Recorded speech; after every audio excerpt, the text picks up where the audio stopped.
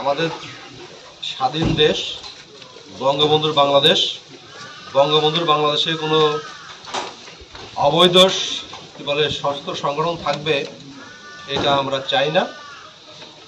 যারা এই বিপথে গিয়েছে আমাদের অনুরোধ থাকবে তারা নিশ্চয়ই তারা ভালো বুঝতে পারবে, তারা শান্তিতে বিশ্বাস করবে এবং তারা শান্তিপূর্ণভাবে বসবাস করতে চাবে।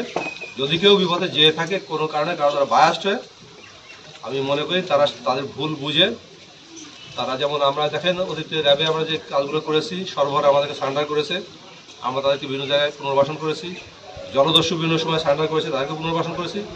আমরা চাই এরা যারা বিপথে গিয়েছে এই সশস্ত্র পথ ছেড়ে দিয়ে তারা যদি মনে করে যে না আমরা যেটা করেছি এটা ঠিক হয়নি, একটা দেশের বিরুদ্ধে রাষ্ট্রের বিরুদ্ধে আমরা অন্যায় করেছি, অপরাধ করেছি, তারা যদি নিজেরা আত্মসমর্পণ করতে চায় আমরা তাকে ওয়েলকাম করবো এবং তাদেরকে পুনর্বাসন করার জন্য যা যা করে আমরা করবো। বাট এটাই হচ্ছে কথা যে স্বাধীন দেশে এ ধরনের অবৈধ অস্ত্রধারী এটা কোনো অবস্থাতে আমরা মেনে নিব না।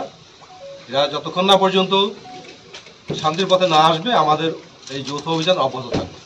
আমি তো বললাম যে বাংলাদেশে, স্বাধীন দেশে, বঙ্গবন্ধুর বাংলাদেশে কোনো সশস্ত্র সংগঠন, অবৈধ সংগঠন থাকবে না। এটা শেষ না পর্যন্ত আমাদের অপারেশন অব্যাহত থাকবে এবং চলবে। এবং আমরা ইনিশিয়ালি শুরু করেছি, পর্যায়ক্রমে আমাদের মাত্রা বাড়তে থাকবে।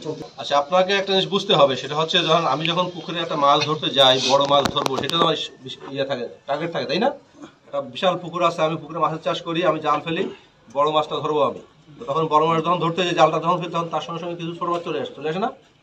এখন আমি যাদেরকে ধরবো, টার্গেট করবো, তাদেরকে ধরতে গিয়ে যদি আমার সঙ্গে কিছু ইনোসেন্ট লোক চলে আসে, নিশ্চয়ই আমরা ইনোসেন্টকে প্রসিড করবো না।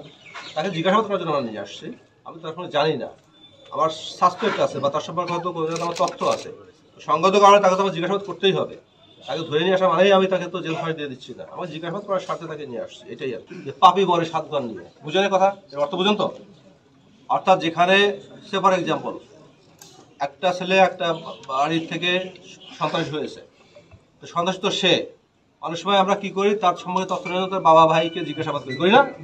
তো বিষয়টা তো এরকম হতে পারে যে হ্যাঁ, বোম গোষ্ঠীর কথা বলা হচ্ছে, বোম সবাই যে খারাপ তা তো না, সবাই যে এই কাজ করে তাও না, হয়তো মুষ্টিমেয় কয়েকজন। এখন যে মুষ্টিমেয় লোকগুলো যারা তাদের সম্পর্কে তথ্য নেওয়ার জন্য তাদের জিজ্ঞাসা করতে হবে, কারণ তারা তো তাকে জানে, চেনে।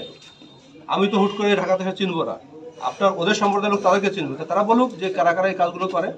বা আমরা এটাও বলি যে ঠিক আছে, যেমন আমরা জঙ্গিদেরকে আত্মসমর্পণ করিয়েছি, আমরা যে সর্বহারাদের আত্মসমর্পণ করেছি, এলাকার মানুষ স্বতঃস্ফূর্তভাবে দিয়েছে।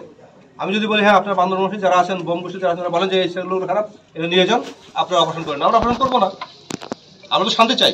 মাননীয় প্রধানমন্ত্রী কি করেছে, হিলে পার্বত্য অঞ্চলে সেনাবাহিনী প্রত্যাহার করেছে না, শান্তি প্রতিষ্ঠা করেছে, তাই তো? চেয়েছে পার্বত্য অঞ্চলে যারা রয়েছে, তারা যে জাতি গোষ্ঠী যারাই রয়েছে, তারা এলাকায় থাকবে, শান্তিতে তারা থাকবে, এটা সরকার চায়, সরকার প্রধান চায়, সেভাবে শান্তি চুক্তি হয়েছে। আমরা সেটাই চাই, কিন্তু সেখানে যদি আপনারা অশান্তি তৈরি করেন, সেক্ষেত্রে তো আমাদেরকে অশান্তি আমরা অ্যালাউ করতে পারবো না। আমরা আইন শৃঙ্খলা বাহিনীর কি জন্য রয়েছি? আমরা তো মানুষের নিরাপত্তার জন্য রয়েছি।